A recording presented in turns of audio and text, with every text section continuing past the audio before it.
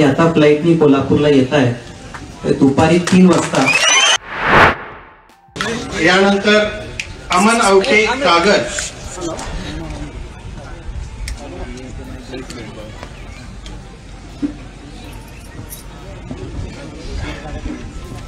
यानंतर माननीय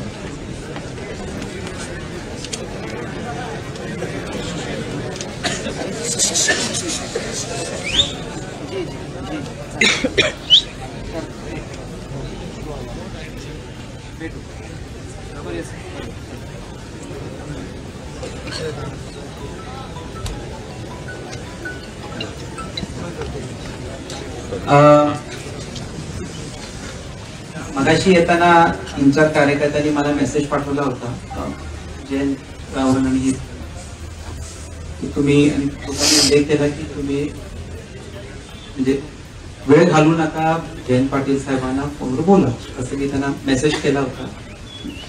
पुढच्या 2 दिवसात आपल्याला भेटता येईल का? मी प्रवीणचे राजे आणि जरा कार्यकर्त्यांचा आग्रह आहे, आपण कोल्हापूरला आला तरी विनंती।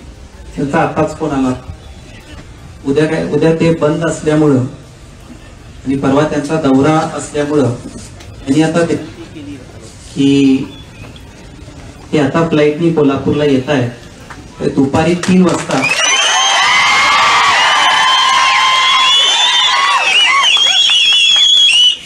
दुपारी 3 वाजता मी शाहू कारखान्याच्या ऑफिसवर येऊ का?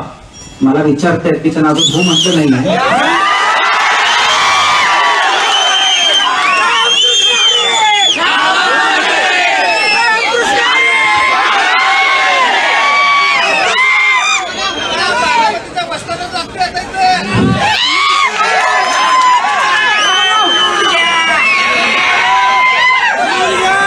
एक मिनिट तर मी त्यानंतर एक मेसेज टाकतो। त्यांची फ्लाईट 12ची होती, ती 1 झाली आहे, 2 वाजता येतील, मग इथं 3 वाजता येतील।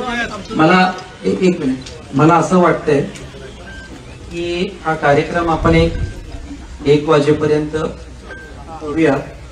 बऱ्याच लोकांना बोलायचंय, प्लीज माझी विनंती, कोणी रुसू नका।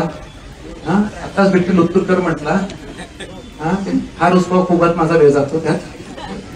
माझं विनंती आहे की 1ला आपण हा कार्यक्रम माझं भाषण करून संपूया। कसं वाटतंय बघा पाटील साहेब? सगळी एक मिनिट, सगळी जेवायला जावा। साहेब आले की त्यांना मी गेस्ट हाऊसला जेवायला घेऊन जातो आणि असं करून ह्या कार्यक्रमातला पार्ट 2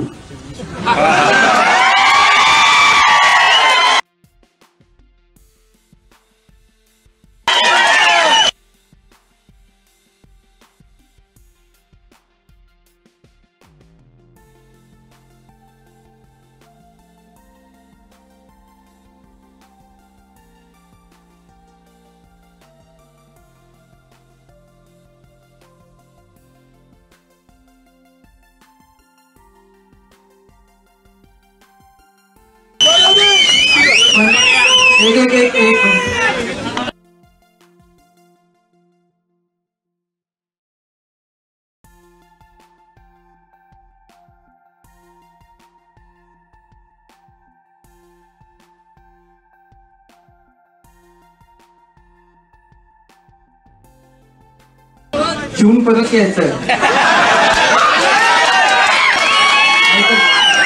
नाहीतर माननीय जयंत पाटील साहेबांना या म्हटलं आणि तुम्ही नेमकं इथं नसला तर फक्त मीडियावाल्यांच्या गर्दीमध्येच मी मी आता बोलणार। आपण सगळी जेवायला जावा आणि परत या। डीके मगर हॉलला, मगर साहेब असल्यामुळे त्यांच्याच हॉलला घ्यायला तुझं नाव नाही घेतलं तुला वाईट वाटायचं। तर तिथं जेवून तुम्ही सगळे इथं परत या, लस्सी वसी प्या, थंड व्हा.